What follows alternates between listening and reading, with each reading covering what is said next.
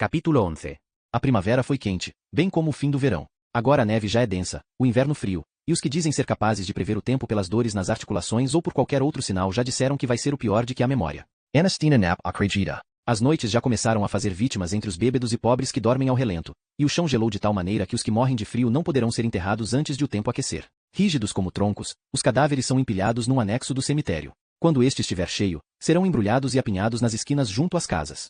No caminho em direção à praça de Pacartorget, onde vai comprar peixe, Anastina viu-o amontoado em frente à igreja de Sankt Jacó, onde mãos e pés congelados aparecem debaixo da neve. No cimo dessa pilha de corpos, alguém limpou o gelo de um rosto azulado, e os desavergonhados miúdos de rua puseram um cachimbo na boca do morto e assinaram a sua obra com desenhos feitos urinando sobre a neve. Anastina responde actualmente pelo nome de Lovisa Tulipin. O trabalho no Marcatan ou com ele relacionado consome-lhe todo o tempo. Os seus dias começam cedo, levanta-se assim que o sol nasce. Veste-se rapidamente e vai ao encontro dos carregadores que esvaziam o contentor por baixo da casa de banho do Marcatan para transportarem o conteúdo para sua carroça. Foi uma das muitas responsabilidades que assumiu, quando percebeu que se aproveitavam da indiferença do taberneiro e continuavam a fazer-se pagar sem cumprirem o seu dever. Vai buscar água ao poço da praça enquanto as bombas não congelam. Limpa os pratos e canecas esfregando-os na neve e de manhã e à noite lava o chão e esfrega-o se for preciso. O esforço físico alivia a culpa que sente quando olha para os olhos azuis acinzentados de Carol Tulipan, um rosto cujas rugas se desvanecem sempre que olha para ela e sempre lhe pousa a mão na barriga, que continua a crescer. Sabe que já a vê como sua filha e que quer que ela o veja como seu pai. À noite, Anastina já não é atormentada pelos sonhos do galo vermelho, mas o futuro também não lhe dá paz. Quando acorda, a cama está encharcada em suor, apesar de o quarto ser frio e ter correntes de ar. É como se a criança que carrega no ventre tivesse acendido uma chama dentro de si que a mantém quente. A barriga cresce mais a cada dia. Quando não consegue dormir, acende uma candeia e vê o seu rosto espelhado na janela contra a escuridão da rua. Também lhe parece que está a ficar mais redonda, tanto graças à comida da mesa do Carlo das Flores como por causa da vida que cresce dentro de si. A rapariga esfomeada da fiação já não é reconhecível. Mas não basta. E a acção de Christopher Blix, cujo nome usa agora, também não foi suficiente. Estocolmo é assustadoramente pequena. Todos se amontoam nas mesmas ruas, nas mesmas salas. Quando Anastina sai do Marcatan, põe um lenço a cobrir-lhe os cabelos louros e usa-o de modo a tapar-lhe a testa. Mantém-se sempre a norte de Slussen, longe das zonas onde Mudo e Fischer caçam pecadores, mas também existem guardas na cidade entre as pontes. Sempre que avista os seus casacos azuis e cintos brancos, o seu coração dá um salto. Nos Susanhos, repite-se a mesma cena. Esta a trabalhar na sala de refiacos do Marcatan e, quando sai, encontra o Herdeli, larga o que tim na mauinim uvo ruído que faz ao querno solo. Peter Peterson está ali, encostado a um barril, com um sorriso escarninho nos lábios. Faz uma vênia e chama o seu nome. Fica parada, incapaz de se mexer, enquanto ele encurta a distância que o separa e lhe pega na mão. A menina deve-me uma dança. Os clientes do Marcatan, que passou a encarar como amigos, sussurram e apontam. Tulipan começa a chorar ao perceber a fraude de que foi alvo. Peter Peterson ata-lhe um pedaço de corda ao pulso, como um sinal de amor, levá-la para a rua, para uma carruagem que ali aguarda para levar de volta para o lugar onde pertence, a fiação e Langolmen, onde o mestre Eric espera para fazer dar voltas suficientes ao poço para destruir quem é, deixando no seu lugar apenas uma sombra humana. A criança que carrega perde-se. Numa tentativa de salvar a própria vida, o corpo liberta-se de tudo o que é superficial e expulsa a criança ainda não completamente formada como uma mancha nas pedras em volta do poço. Uma mancha porque tem de passar todos os dias enquanto o terror e a loucura tomam conta dela. Já é de tarde quando Anastina Knapp regressa ao Marcatan com as coisas que comprou com o dinheiro do taberneiro. Algumas lebres acabadas de apanhar, lota pescada no gelo do lago Malar, pão. O sol já há muito desceu abaixo do horizonte, e a neve sopra pelas ruas em remoinhos, enquanto as poucas pessoas que ainda estão lá fora correm ao longo das casas à procura de abrigo. Kali Tulipan aqueceu vinho no fogão. Há uma caneca pronta à espera de Anastina. Abraça-a e esfrega-lhe os ombros com as suas mãos grandes para ajudar a aquecer. Esteve aqui um homem à tua procura hoje. E disse o que queria? Não. Disse que voltava noutro dia. Como era ele? Era um homem corpulento, com um rosto horrível. Parece-te alguém que conheças? Anastina abana a cabeça perante o olhar inquisitivo de Carlo das Flores. Também usava um uniforme. Estava vestido de guarda. A palavra é como uma chapada. Tem de lhe virar as costas para não mostrar o rubor que lhe sobe às faces. Não está em segurança. Não possui nada. O seu novo nome e o mundo que agora é seu dependem da aceitação e da boa vontade dos outros. Os guardas vão regressar e sabem que o seu rosto é o de Anastina Knapp e não o de Lovisa Ulrika Blix. A mentira vai ser exposta. O pesadelo vai tornar-se realidade. A criança que em tempos esteve pronta a fazer tudo para eliminar é agora um fogo de amor que arde dentro de si. Se a apanharem novamente, estará condenada a morrer antes de inspirar pela primeira vez. Quando a noite chega, senta-se no seu quarto, olha para sua imagem refletida na janela e amaldiçoa as suas feições pálidas. Anastina passa o resto da noite com os braços cruzados sobre os ombros magros, a balançar para trás e para frente num banco rangente, e pergunta-se como pode livrar-se do rosto que Maja Knapp lhe deu. Capítulo 12. Cecil Vinge aperta mais o lenço em volta do pescoço para se proteger da neve. Dixo cidade entre as pontes junto ao com ligamintet e segue a estrada passando sobre as tabuas cobertas de gelo de ponte Vedgardsbron.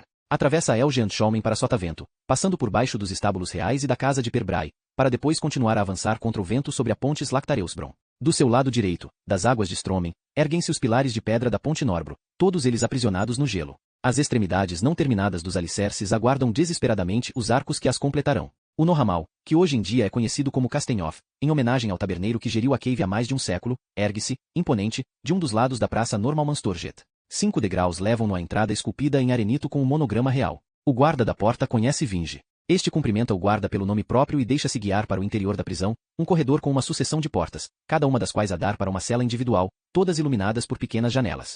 A cela tem poucos móveis. Uma cama que mal tem altura suficiente para esconder um pinico. Uma comoda. Uma cadeira. Johannes Ball está sentado, imóvel, na penumbra. Olha para o vazio diante de si quando a chegada de Vinge o desperta dos seus devaneios. Atrás deles, a porta é trancada, e o som das botas do guarda desvanece-se à medida que se afasta. Vinge cumprimenta-o com um aceno de cabeça. Bioemdia. Tem tudo o que é preciso? Comida. Mantas. Tabaco. Não me falta nada. Nunca fumei. O peixe e a carne são suficientes. O frio já não me incomoda. Algo em Bal faz Vinge pensar numa aranha, imóvel e paciente na sua teia, passiva apenas na aparência. Há um prato vazio em cima da comoda. A avaliar pelos restos, comeu papas e um pouco de Lúcio. Bal esfrega os olhos enquanto Vinge se senta na cadeira. Sabe, senhor Vinge, que sou vários anos mais novo que o senhor, apesar de provavelmente parecermos da mesma idade. Talvez a vida molde as nossas expressões com as experiências que vivemos e talvez tenha sido a minha infelicidade a envelhecer-me antes do tempo. Onde íamos? A meio do segundo acto. Estava a preparar-me para sair do país. Uma fina camada de gelo formou-se à superfície da água que há no jarro ao lado da cama. Bal quebra-o com o dedo indicador antes de encher o copo. Pigarreia e bebe um gole. Faz uma breve pausa para se lembrar do ponto em que interrompeu a sua história e então recomeça. Com o tempo, o rapaz transforma-se num jovem, mas sem pai nem mãe. Em muitos sentidos, está condenado a continuar a ser uma criança. Enquanto é menor de idade, Fagelson é administrada por um grupo de cavalheiros de Estocolmo que ajudaram Gustav Adolf Ball com os seus negócios e que o jovem só conhece por cartas escritas num tom tão formal que tem dificuldade em perceber o conteúdo. A cada 6 meses, um representante visita Fagelson para inspecionar a gestão da casa e para se certificar de que a educação do jovem está a ser administrada de acordo com a vontade do pai. No SCU 17º aniversario, recebe uma encomenda com uma mensagem inesperada.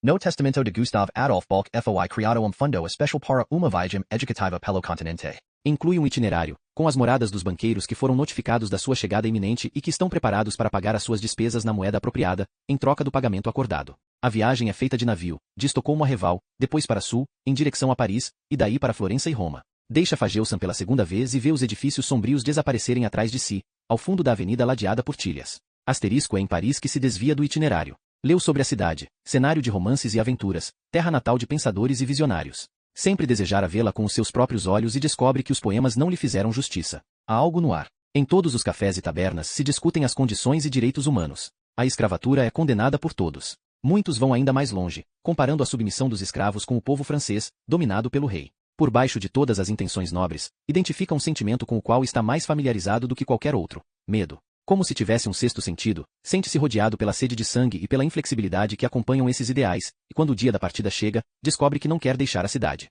Algo está a acontecer. O que quer que seja, quer vê-lo com os seus próprios olhos. Nos primeiros meses, passa todos os momentos que está acordado nas ruas e praças da cidade. Ouve os discursos numa língua que estudou nos livros com a ajuda de vergastadas, mas rapidamente aprende a dominá-la melhor. Enviando um despacho para casa, consegue crédito nos bancos franceses para alugar um quarto no bairro latino. Por toda parte há vida e agitação. A cidade fervilha com a rebelião, incendiada pelas más colheitas do ano anterior. No início de maio, a Assembleia é convocada pela primeira vez em 200 anos. É proclamada uma Assembleia Nacional, a Bastilha é tomada, e, no verão de 89, Paris está sob o controle do município e da recém-formada Guarda Revolucionária. No resto do país, os agricultores libertam-se do SCU. Os senhores feudais veem-se obrigados a fugir ou a abdicar dos seus direitos ancestrais. Está no centro de tudo isto, um espectador passivo mas entusiasmado. Em agosto, a Assembleia Nacional lê e adopta a sua Declaração de Direitos Humanos. Os mensageiros leem o texto nas praças e nos locais de reunião. Vê o próprio rei Luís falar ao povo da varanda do Palácio das Tulherias, já não um jovem, mas um homem muito imponente, ainda na flor da idade. O rei fala a favor da nova Constituição, a própria imagem do velho a aceitar o novo. Ao fim de alguns meses, a cidade parece ter estabilizado sob a nova ordem. Percebe a fragilidade desta e aguarda. Permanece lá todo o ano. E o ano seguinte. Johannes Ball sabe que o ódio precisa do medo, da mesma forma que o fogo precisa de combustível. E sente o medo crescer à sua volta. Talvez seja isso, mais do que qualquer outra coisa, que faz Paris parecer-lhe a casa que Fagelson nunca foi para ele. Ali, todos têm medo, a maioria sente ódio, e, entre eles, Johannes sente-se superior. Começam a familiarizar-se com as emoções que ele próprio sente desde que se lembra de existir. Apesar de o poder do povo aumentar às custas do rei, a agitação espalha-se nas fileiras revolucionárias. Muitos veem inimigos em todas as sombras, tanto dentro dos muros da cidade como fora deles. O agitador Marat escreve panfletos incendiários em que defende medidas drásticas, a aniquilação dos odiados para benefício de todos. Fala-se de como os fins justificam os meios. Pela primeira vez na vida, o jovem sente que faz parte de um contexto que compreende, que está rodeado de pessoas como ele. Sabe que uma grande morte se aproxima, que caminha invisível por entre a multidão, enquanto aguarda o seu momento. Espera com ânimo e expectativa para ver que forma assume. Em dezembro do ano de 91, é despertado por um barulho nas escadas. Homens em uniformes improvisados da Guarda Nacional, com as cores da nova bandeira, dão pontapés na sua porta. Foi denunciado. Por quem? Nunca há de saber. Alguém que procurava o favor dos jacobinos? Talvez o seu banqueiro, talvez o seu senhorio. Como aristocrata estrangeiro, é fácil ser alvo de desconfiança. Dizem que é um espião. É levado para Saint-Germain-des-Prés, perto do local onde reside, onde lhe dizem que vai ser revistado. Nunca chega a ser interrogado. Põem-no numa cela na cave da prisão militar, nas profundezas do mosteiro beneditino. A cela não tem janelas ou qualquer tipo de luz. A princípio, espera pacientemente e prepara a sua defesa o melhor possível. Um guarda traz-lhe pão e água, ocasionalmente outras coisas, sem nunca mostrar o rosto. Uma tigela é enfiada por uma abertura na parte de baixo da porta. Ninguém responde aos seus apelos. Deixam-no ali abandonado e a sofrer. Talvez a hierarquia dos revolucionários se tenha alterado e a sua detenção tenha sido esquecida. A cela está completamente mergulhada na escuridão. Não consegue ver a própria mão à frente do rosto. Com o tempo, começa a não saber se tem os olhos abertos ou fechados, nem onde o seu corpo termina e a escuridão começa. Fica sentado na escuridão, imóvel, e deixa-se tomar pelo ódio.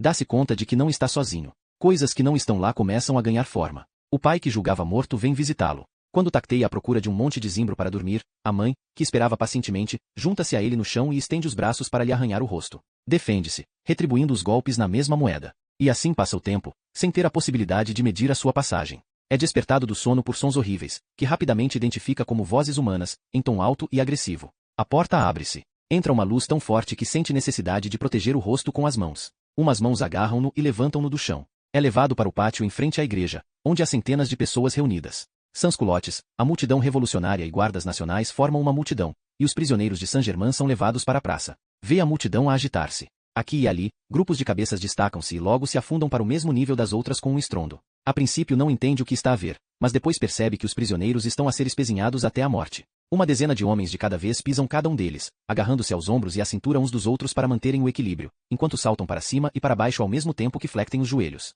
Em pouco tempo, o corpo do prisioneiro é desfeito. O peito rebenta com estrondo, o crânio é esmagado com uma força que faz os olhos saltarem para a calçada. Por baixo deles há uma pasta sangrenta, onde já não é possível perceber que parte do corpo ali estava inicialmente. Cada vez mais pessoas acorrem à praça, até que o pânico se instala, e os homens que o trouxeram para ali o largam para se salvarem. Rasteja pelo meio da floresta de pernas e por cima do chão ensanguentado até encontrar uma cerca. Vê uma abertura entre duas tábuas, impossivelmente estreita, mas, para sua surpresa, descobre que o seu corpo está agora tão magro que consegue passar. E assim recupera a liberdade. Do outro lado da cerca não há nada que o distinga de todos os outros vagabundos que se reuniram em volta da igreja. Lava-se na margem do Sena. Já não reconhece o seu próprio reflexo. Por fim, ouve dizer que corre um boato de que os estrangeiros que entraram na cidade se tornaram tantos que se revoltaram contra os habitantes de Paris, até que a populaça foi instigada a resolver o problema pelos seus próprios meios. Saint-Germain-des-Prés é apenas uma entre muitas prisões onde cenas daquelas tiveram lugar. Na sua ausência, a morte chegou a Paris, a morte porque tanto esperara. No seu caminho pela cidade, vê cadáveres amontoados em pilhas mais altas do que ele.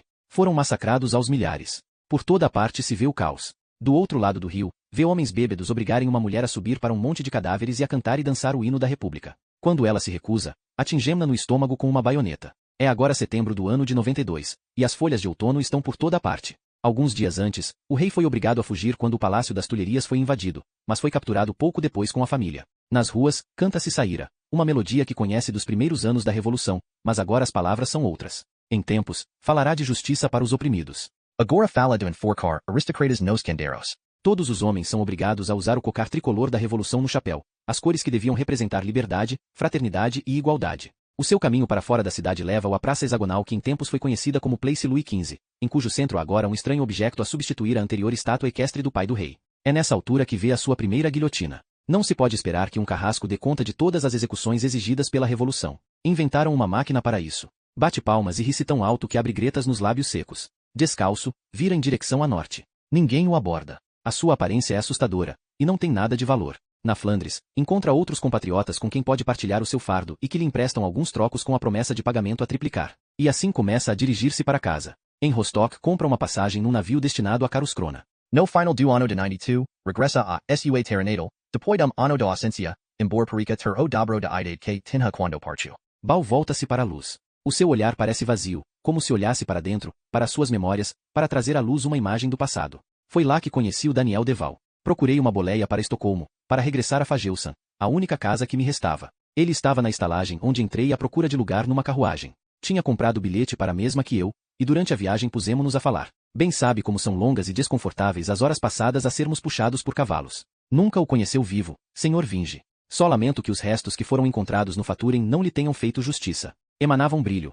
como se a sua alma irradiasse do seu interior e o transformasse em um farol que ilumina o mundo para os outros. Os seus olhos eram grandes e azuis claros, ligeiramente oblíquos, num rosto com feições perfeitamente simétricas. Tinha um brilho no olhar que parecia simultaneamente inocente e travesso, desafiador e tímido, como uma criança abençoada que os pais não conseguem castigar. Quando o vi pela primeira vez, usava os cabelos dourados compridos, presos junto à nuca com uma fita de seda, mas com o tempo começou a usá-los caídos sobre os ombros. Quando exibia os seus dentes perfeitamente brancos, os de cima eram direitos e os de baixo ligeiramente tortos, como se o seu criador tivesse sentido necessidade de incluir algo que não o fizesse absolutamente perfeito. O corpo tinha proporções agradáveis e era elegante, vestido com belas roupas, feitas com o cuidado de lhe destacar as formas. Tinha as mãos de um virtuoso, com dedos longos e esguios. Conhecemo-nos por acaso. Ele aproximou-se cautelosamente, falando em voz baixa. Até o seu cheiro era cativante, uma sugestão discreta de um canteiro de flores próximo, num tempo em que as pessoas se enchem de perfume para disfarçar os maus odores. Partilhamos o trenó até casa. Para mim, as horas nunca teriam passado com o vagar suficiente, embora o tempo pareça ter voado.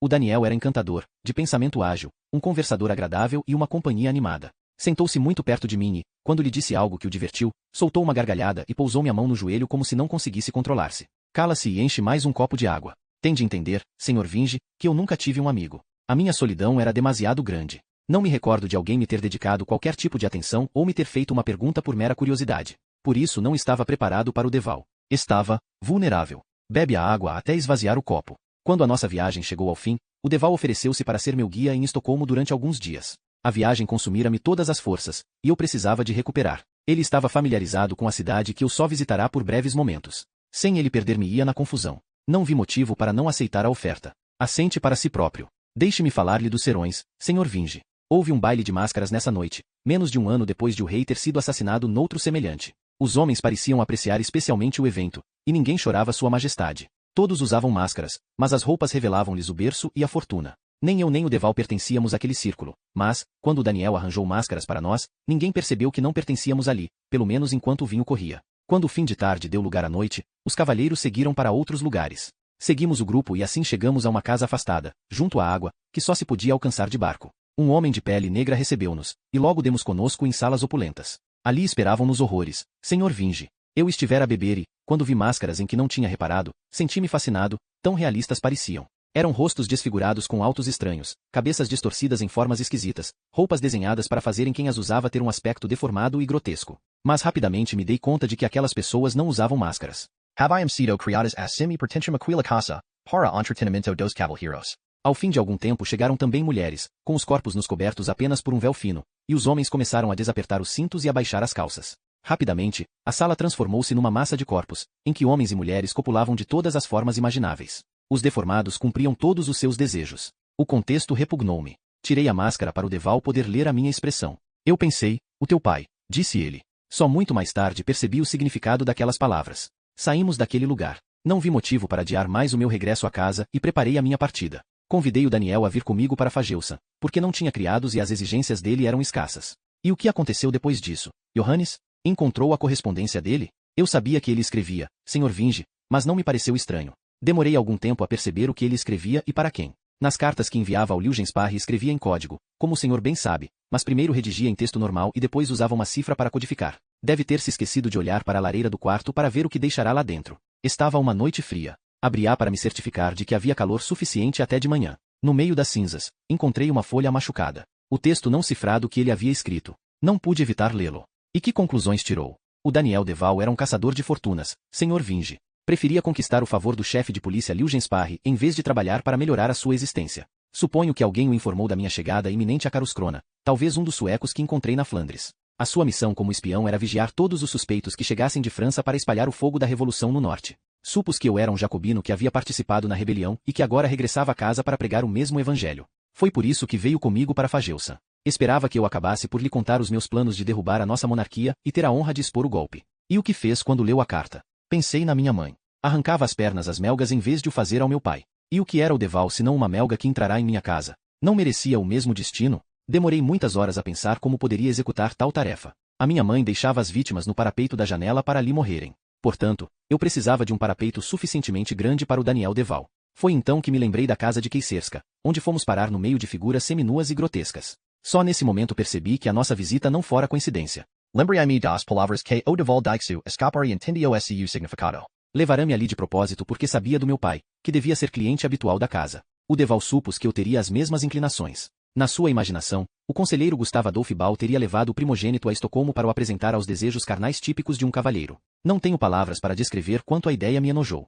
Assim, pareceu-me apropriado deixá-lo terminar os seus dias na casa de Keiserska, rodeado de pessoas como meu pai. O Daniel Deval seria muito bem-vindo na sua companhia. Semicerra os olhos para a janela junto ao tecto, onde a luz começa a escassear. Quase não preciso de lhe contar o resto, Sr. Vinge. As únicas informações que lhe faltam são os aspectos práticos. Precisei de ir a Estocolmo para tratar dos preparativos. Certifiquei-me de que o Daniel não saía de Fageusan antes do meu regresso. A minha primeira visita foi aos meus guardiões, que me julgavam morto, e exigiam pagamento para nunca mais lhes aparecer à porta. Mais algumas perguntas levaram-me ao judeu do Litz, cujos serviços tinha agora dinheiro para pagar. Através dele, encontrei Christopher Blix, o ajudante de cirurgião, e comprei a sua dívida e a sua vida. O Magnus era o único residente de Fageusan que ainda lá estava quando regressei de França, um cão de caça meio selvagem que ainda se lembrava o suficiente do meu cheiro para me associar à comida. Deixou-se prender num dos anexos e não o abandonei. Vinge deixa o silêncio durar um pouco mais antes de o quebrar. Sabe que o Blix escreveu tudo o que passou, notas que nos levaram até si? O que aconteceu ao Christopher depois de ter cumprido a sua tarefa? O Blix tinha medo da própria sombra e estava preparado para fazer o que fosse preciso para salvar a vida. Depois de cumprir a tarefa que lhe dei, deixei-o fugir para o bosque. Se agora está disposto a confessar tudo, por que esperou que o encontrássemos, Johannes? Por que não me procurou diretamente? Faltava-me a prova dos meus crimes, Sr. Vinge, e é da maior importância que a minha confissão não seja contestada. Li no extra postem que andavam a investigar o corpo encontrado no Faturen, e nessa altura tive a certeza de que conseguiriam encontrar-me e associar-me ao que fiz. Vinge é assaltado por um mau pressentimento e hesita antes de fazer a pergunta que esperou tanto para formular. Por que fez tudo isto, Johannes? Qual é o seu objetivo? Johannes Ball olha Cecil Vinge nos olhos. As suas pupilas, grandes e negras sob a luz fraca, parecem-lhe dois poços sem fundo, onde existe apenas um vazio furioso. Já vi o mundo, Sr. Vinge. As pessoas são monstros mentirosos, uma matilha de lobos sanguinários capazes de se desfazerem uns aos outros em pedaços no seu desejo de domínio. O escravo oprimido não é melhor do que o seu senhor, apenas mais fraco. Os inocentes apenas preservam a sua inocência por falta de oportunidade. Antes de Paris se transformar num banho de sangue, falava-se de liberdade, fraternidade e igualdade, de direitos humanos. Agora ouvem-se as mesmas vozes aqui. Vi a Declaração dos Direitos Humanos impressa na pele de homens que foram esfolados depois de a guilhotina lhe separar a cabeça do corpo. Também aqui os cidadãos e agricultores estão prontos para se insurgirem contra a nobreza, os seus opressores ancestrais. Lembra-se, Sr. Vinge, de como no início do ano um nobre bateu no mercador e a guarda da cidade foi obrigada a enfrentar com armas a multidão furiosa em Slotsbakken. A revolução já estava no ar. E ainda está. Eu, o último herdeiro de uma das famílias mais nobres do reino, filho de um conselheiro, vou apresentar-me no tribunal e confessar em todo o pormenor o que fiz ao Daniel Deval, um homem do povo. O Senhor vai provar a minha culpa de forma irrefutável. E o povo vai enfurecer-se e vingar-se. Antes de me condenarem à espada, vou ser o arauto da revolução. As ruas de Paris estão neste momento inundadas de sangue. A lâmina da guilhotina tem de ser afiada todos os dias para se manter operacional. Quero o mesmo para Estocolmo. As sarjetas irão inundar-se de sangue. Quanto menos de nós sobreviverem, melhor. Que a cidade entre as pontes se encha de cadáveres. Que os cemitérios fiquem a abarrotar. Que restem apenas os corvos. Solta uma gargalhada. E o senhor, Vinge? Num mundo de lobos, o senhor é a exceção. Um homem melhor, nascido na altura errada. Mantém-se fiel à justiça e à razão quando os outros só querem enriquecer. Li o seu nome no extra postem e, quando percebi quem era, tudo se tornou claro. Foi o destino que o pôs no meu caminho, no ponto em que o meu percurso termina. É famoso por deixar sempre os acusados apresentarem a sua defesa. É isso que tenciono fazer. O que acontecerá depois será tanto obra sua como minha. Quando Cecil acorda na manhã de terça-feira, depois de algumas horas de sono, o quarto está gelado. A roupa da cama parece-lhe pesada. Ainda sonolento, pergunta-se: quem lhe pôs aquele estranho cobertor em cima, mais escuro do que o seu habitual cobertor branco? Quando recupera completamente a consciência, percebe que estava enganado. O cobertor está vermelho de sangue. Nos pontos onde siku, o sangue forma uma crosta preta. Enquanto dormia, teve um ataque de tosse que não consegue o controller. Tem o queixo e o pescoço cobertos por uma substância endurecida, vermelho escura. A sua pele Está tão pálida que parece transparente. Quanto sangue! Terá perdido? Os seus dedos estão brancos como ossos quando os ergue. Diante do rosto. Estão dormentes, bem como as pernas. Cambaleia para fora da cama. Parte o gelo que se formou à superfície do jarro de água e deita a água na bacia. BBO. Resto diretamente do jarro e preocupa-se com a perda de fluidos que a sua sede actual ilustra. Demora algum tempo.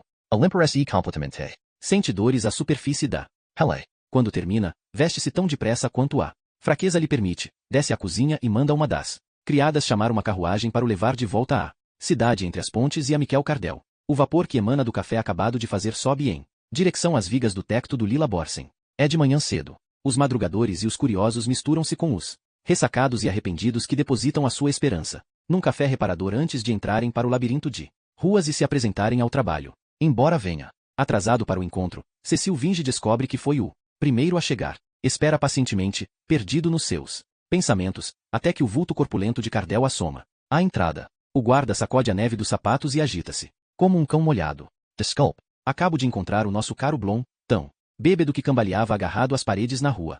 Svartmangaten. Estava em tal estado que a minha consciência não me permitiu deixá-lo lá. Tive de o arrastar, mais do que propriamente apoiá-lo, até ao seu escritório em Indebetouska, onde pode dormir até lhe passar a bebedeira, sem morrer congelado. O que estava a celebrar? Não era uma celebração. Não foi fácil perceber o que dizia, mas, com algum esforço, conseguiu contar-me que receberá uma carta a dizer que o Ulhou está a vir de oeste, com toda a sua equipa, preparado para assumir o seu novo cargo como chefe de polícia e as antigas instalações do Norland. Esperam-no amanhã. O Blom pode ter os seus defeitos, mas algures ali dentro há um homem justo, porque não está minimamente desejoso de servir um vilão. Embebedu se para afagares magoas. E o Cecil?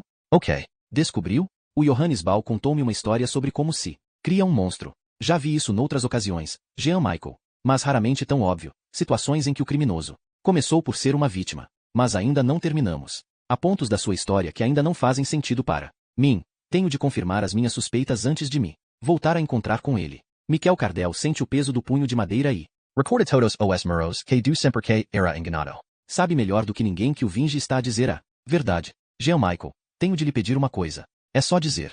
Preciso de mais tempo antes da chegada do Ulhou. De pelo menos um dia. Cardel coça a testa com uma expressão curiosa. O que receia que aconteça quando o Ulhou assumir o lugar de chefe da polícia? Acho que ele vai escolher o caminho mais fácil e libertar-me de toda a autoridade que me foi dada pelo Norlin. Por fim a investigação e libertar o Bal assim que tiver conhecimento da sua existência. E ele é demasiado Perigoso para ser libertado. certamente até a autoridade de um chefe da polícia tem certos limites. Por que não leva imediatamente o Bal a Tribunal? assim, o Ulhou não poderia interromper o processo sem parecer um déspota. O olhar que Vinge lança a Cardel está carregado de respeito. Quero compreender completamente os seus motivos, antes de inscrever o seu nome no registro da prisão. E, primeiro tenho de decidir como o processo deve ser conduzido. Por isso, Jean Michael, preciso de mais um dia. Se puder fazer isto por mim, ainda há esperança. Esperança? De que? Não posso revelar-lhe nada, mas não tenho um minuto. A perder. Por agora, tenho de lhe pedir que seja paciente. E como acha que um guarda caído em desgraça pode travar o chefe da polícia de Estocolmo? Não tenho resposta para isso, Jean Michael, e também não lhe posso oferecer qualquer ajuda nessa tarefa. Tenho de usar todas as minhas forças para minha missão actual. Não me resta mais nada. Cardel coça o scalp com uma careta e fica em silêncio. Bate repetidamente com a palma da mão na mesa, como se seguisse o ritmo de uma marcha militar que só ele ouve.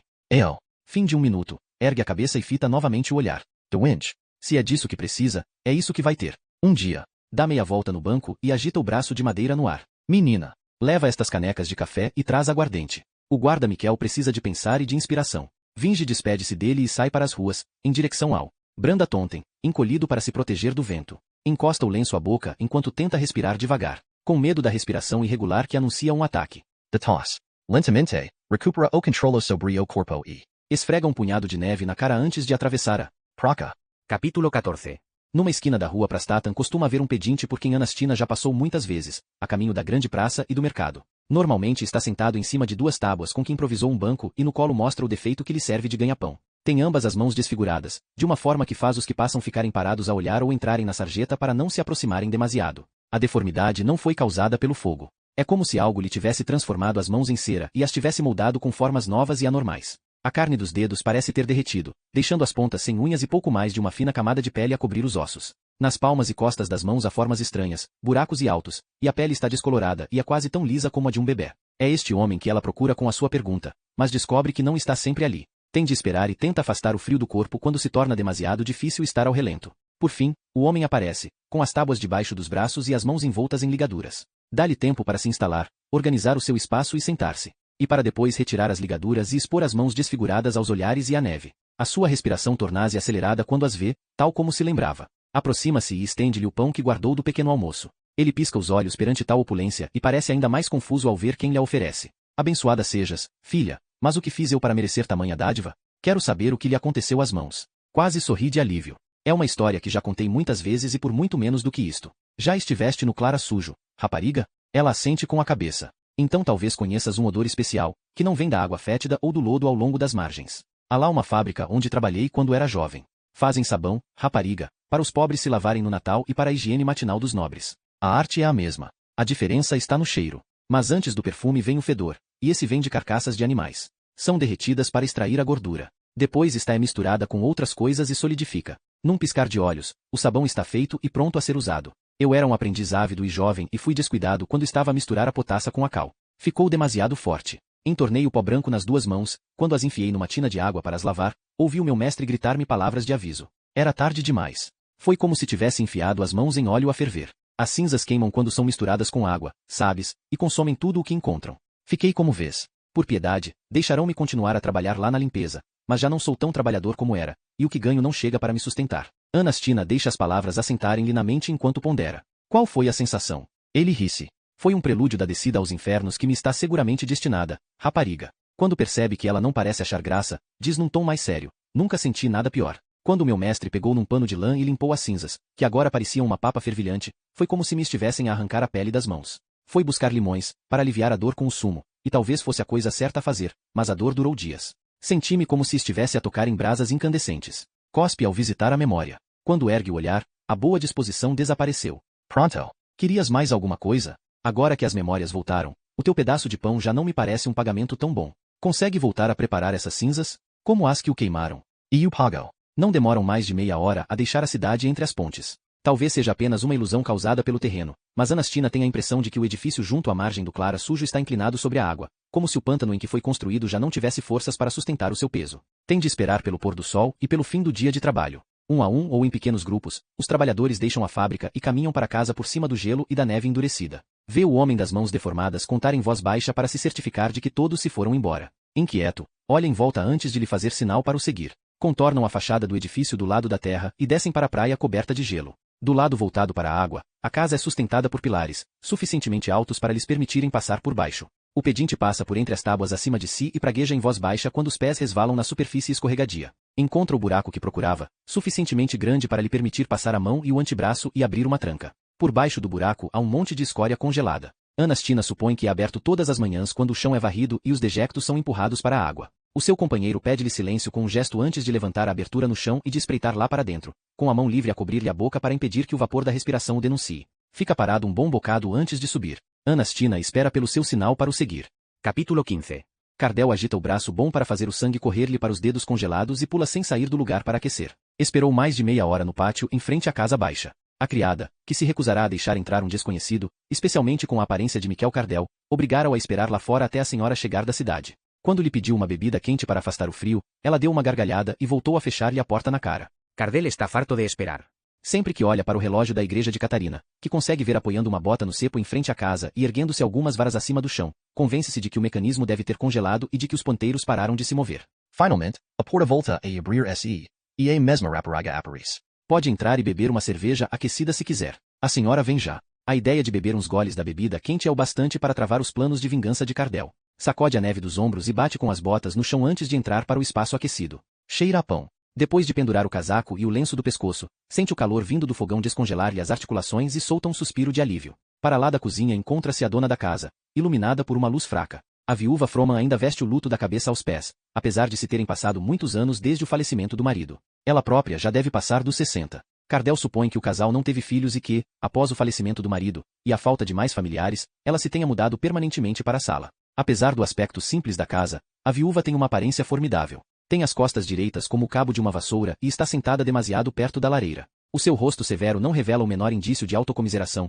apenas uma dignidade contida, uma expressão que diz ao mundo que a magoou que é perfeitamente capaz de retribuir na mesma moeda. Cardell tem a impressão de que o leve curvar do pescoço, quase indiscernível, mesmo perante um oficial da artilharia, se deu de forma involuntária. Pigaria. Boa noite. Tem a sensação de que a viúva Frohman, sem mover os olhos, o mede de cima a baixo e o lê como um livro aberto. Deixa passar um momento antes de responder. Disseram-me que o seu nome é Cardell e que pertence à guarda. Não imagino que assunto possa ter a tratar comigo. A vida raramente me traz surpresas, e esse é o único motivo por que lhe foi concedida a entrada aqui. Agora, diga-me, ao que vem? Cardell sente as orelhas aquecerem e mexe-se sem sair do lugar. Percebe subitamente que interpretou mal o olhar severo da viúva. A mulher é cega. Quando seus olhos se habituam à luz fraca, vê que os dela estão toldados por uma névoa leitosa. Estremece e procura as palavras. Perdoe-me a visita inesperada e deixe-me apresentar os meus sentidos pêsames pela partida prematura do seu marido. Ela interrompe-o levantando uma mão no ar. Pare com isso. Os corvos devem grasnar, não tentar imitar o canto do rouxinol. O Arne Frohman, pastor da congregação de Catarina, paz à sua alma, morreu há muitos anos.